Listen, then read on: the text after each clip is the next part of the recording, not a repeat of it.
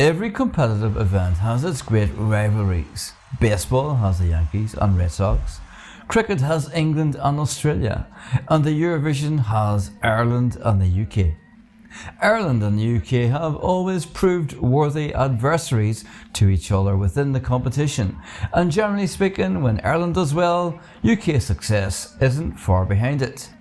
In 1967, when the UK had their first win, Ireland claimed the crown just 3 years later. In 1980, when Ireland won, the UK won the following year. And then in the 1990s, when Ireland started their 3-year winning streak, in 92 and 93, the UK were in second place. Then, in Dublin in 1997, when Katrina and the Waves took the crown, Ireland were right behind them in second place. Admittedly, the UK and Ireland's fortunes at the competition have become somewhat mixed in the years that have followed, and it's fair to say that they are more used to being neighbours at the bottom half of the scoreboard as time has gone on. But even then, it seems like UK and Ireland are still squabbling.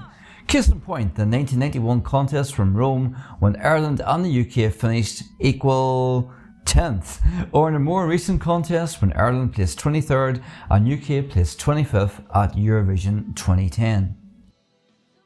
Ireland are also geographical neighbours, of course, with lots of cultural crossover.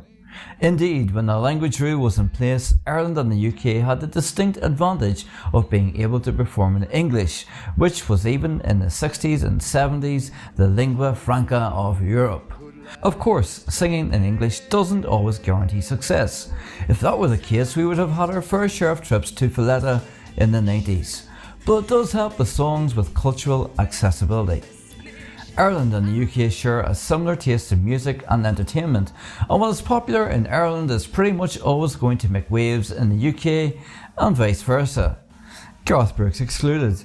When Jedward scored Ireland an 8th place finish in 2011, the UK helped them on with the maximum deux points. Jedward at this stage had already become household names in the UK thanks to their very memorable appearances on the UK version of The X Factor. Some say that Ireland and the UK always award each other top marks, but that isn't actually true. You'd have to go back to Eurovision 1997 to watch the two nations give each other the maximum number of points. Being fair, the UK does award the Irish more votes than the other way around. However, it's a far cry from the love shown between Greece and Cyprus, who naturally award each other due to the similar culture they share. Irish boy bands too have also made their mark on the UK cultural landscape.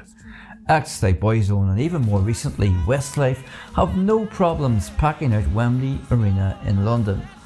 So with the UK's recent resurgence, many are asking the question, could the UK's upturn in fortunes spell good things for Ireland?